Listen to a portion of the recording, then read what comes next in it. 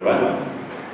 Today I'm going to talk to you about ICO, which is initial coin offering, something that I came across last year, and it was completely new to me, and probably is completely new to many of you. Can you show me if you heard before of initial coin offering?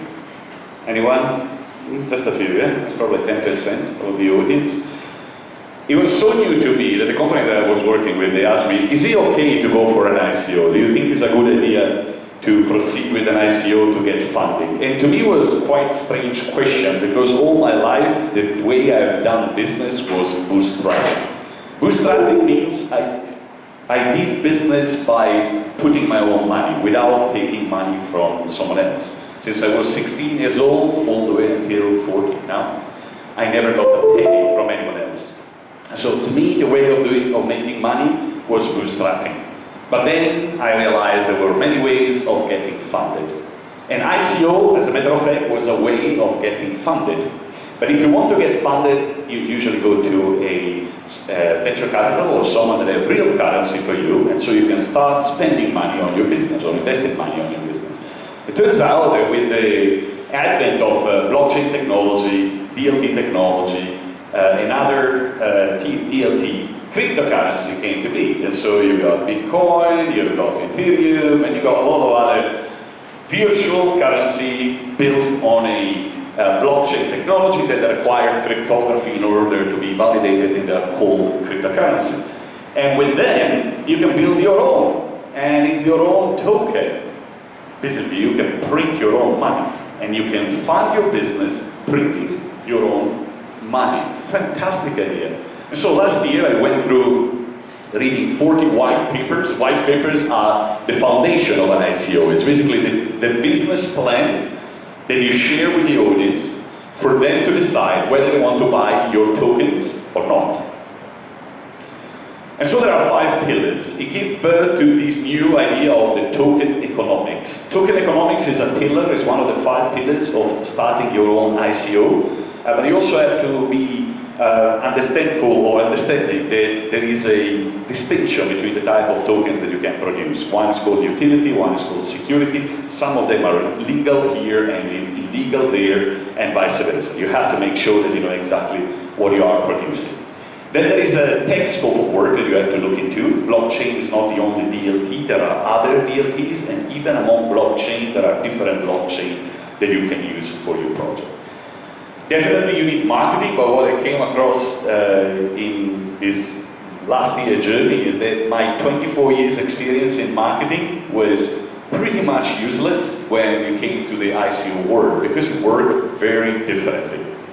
And finally, investment. Either you take it from investors, individual investors with large amount of money that acquire a large amount of token, or to the crowd, small amount of money with a large amount of buyers. And so here is a difference between starting with a venture capital, traditional investment.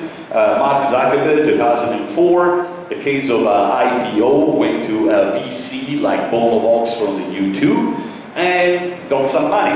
Bonovox took the risk of a loss, but then after 8 years they went for an IPO. And Bonovox made more money investing in Facebook than in entire lifetime singing in the U2. Here is the story of Vitalik Buterin, the founder of Ethereum. In January 2014, came up with the idea, and then he started traveling all around the world, sharing the idea of Ethereum with the crowd, and the crowd decided to believe that Ethereum was going to change the world, and they bought into his ICO, initial coin offering. In August 2014 was exactly 8 months after the project was launched. And because investors want return on investment, 8 years versus 8 months made a huge difference. And that's where the interest of the investors was like, I can make things much faster here. Let me move from IPO to ICO. The thing is that when you are exploring a new world like an ICO, the first question would be, how does it work? And if there is a pattern. And I couldn't detect a pattern. I couldn't see a place where if you do this, you get that. In the ICO world, it doesn't work that way. You will find white papers that are disaster, and they make a lot of money. And you will find white papers that are masterpiece, and they don't attract any money. And so I wanted to find out exactly how it works. And I realized that it's just not finance, it's entertainment. And that's where I came up with the idea of IC Hollywood. Here is the comparison that I want to draw. To make a movie, you need a script. You also need actors, and you need a producer. To make an ICO, you need a white paper, you need advisors, and you need investors. And in the next few minutes, you will see the comparison between a movie and an ICO as a form of investment. And so I turn to the point where a startup starting a business today, it's like making a movie. Behind me is going to play a video that shows you how fast the market of the ICO went over the past few years. This is quite interesting because when you look at it, it looks like a spread of a virus, but in fact, it's actually the incredible energy that has created in the startup industry. If you were working in startups till a few years ago, you'll probably be waiting for the next appointment with a VC, and that might take time, or it might take a lot of rounds of meeting. But then when they find out that with ICO, you just publish a white paper, make a website, create a smart contract on your blockchain, issue your token, and wait for the money to come in. Look what happened from pretty much, I'd say, end of 2016. First large ICO, Ethereum, that you see over there, the one that I mentioned in the example, led to the next one of DAO coming up. Huge ICO, unknown where it was floated. So it was still very easy to launch an ICO without being under the radar of the monetary authority. And then all of a sudden, all around the world, everyone went crazy, started launching an ICO, collecting billions and billions and billions and billions and billions. Till now, every month, there are approximately 3,000 new ICO coming up. Meaning that people is looking for ways of funding their project through different ways. Hey, hello, next.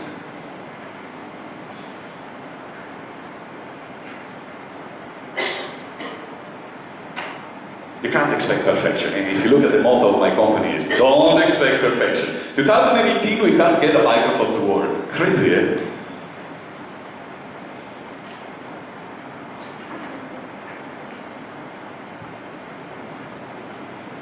So the script is the first part, is the thing that you need. Who has watched this movie before? Jumanji? Jumanji, wow, so many. The one in 2017 or the one in 1995? Yeah, I'm more likely to have watched it, right? 1995. Who has watched this other movie called Tomb Raider? 2017 or 2001? There are two of them. How about this other one, The Addams Family? 2017 or 1964? I actually watched it in 1964. Not because I was alive at that point in time, but because they were still playing it when I was a kid. Who watched The Murder on the Orient Express? That is inspired by a novel from 1934. 34! 80 years old script. Everything is a copy and paste. You can't come up with new ideas anymore. Or if they come up, it's similar to something else. Like Uber. Uber of something else. So for example, the Uber of everything. A book that tells you that you can make a Uber version for real estate, brokerage, or pretty much anything else that you want. You look at the white paper of big projects like Tron, you'll find huge similarities to other white papers. Now, you can actually get white papers produced for $100.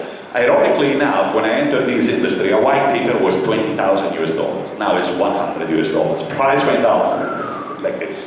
And it happened all the time, that after a while, when there is too many people doing the same thing, price simply goes down. And when the price goes down, you can't expect perfection. In fact, very often you find a beautiful white paper that turns to be a mediocre production and a horrible actual release. Or sometimes they don't even reach this point anymore, it's completely blank.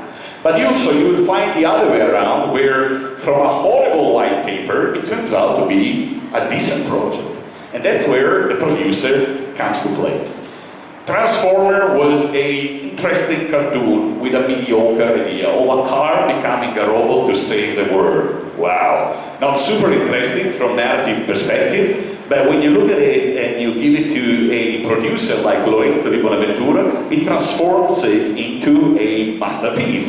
Not from the point of view of entertainment, because if you try to watch Transformer without explosion, there is no Transformer, but from business perspective, $1.1 billion made from a script that was pretty much worthless.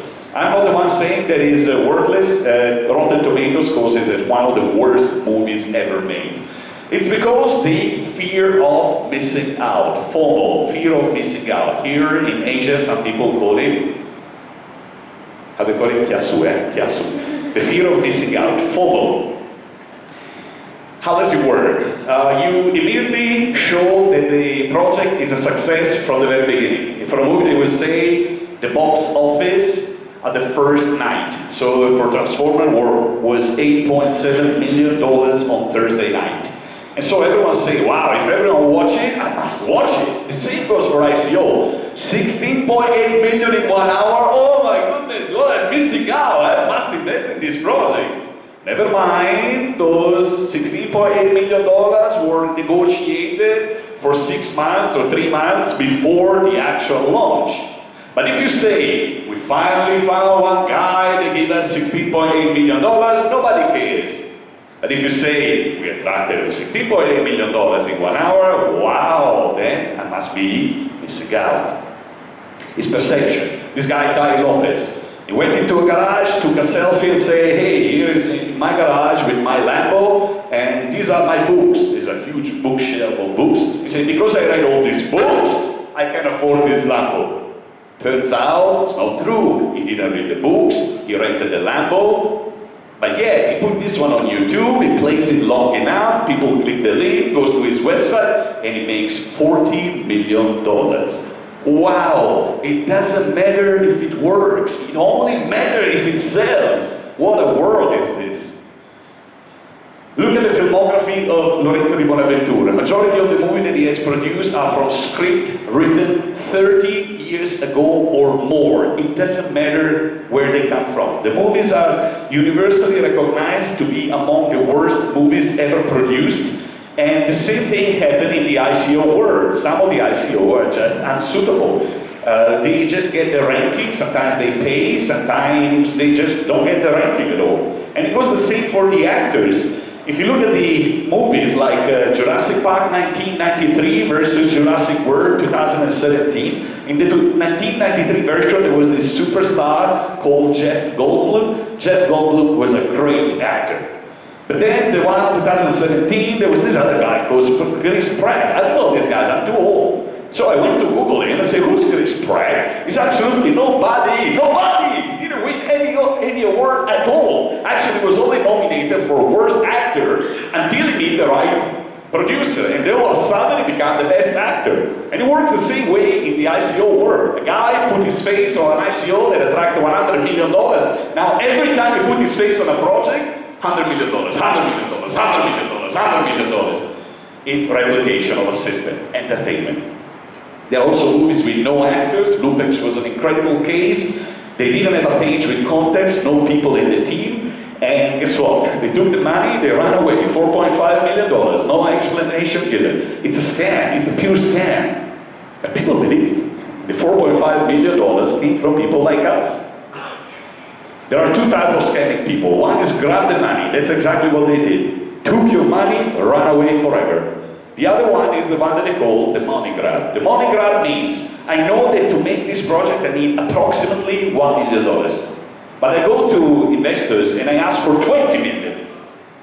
One I use for the project. 19, I buy Lamborghini, I go on holiday. That's the money grab. Different way of scamming people. So we have to change the culture. We have to change the mindset from the culture of how much to the culture of so what. You can have collected a lot of money, but if you don't do anything about it, that's still failure. And it brings me to the last part of the presentation, the criteria for success in an ICO. But if you want to read it beyond ICO, you also can. You can find these 5 parameters crucial pretty much in every business. And you're talking with an old bootstrapping businessman, someone that has not done any ICO myself. I advise on ICO, but I don't do ICO.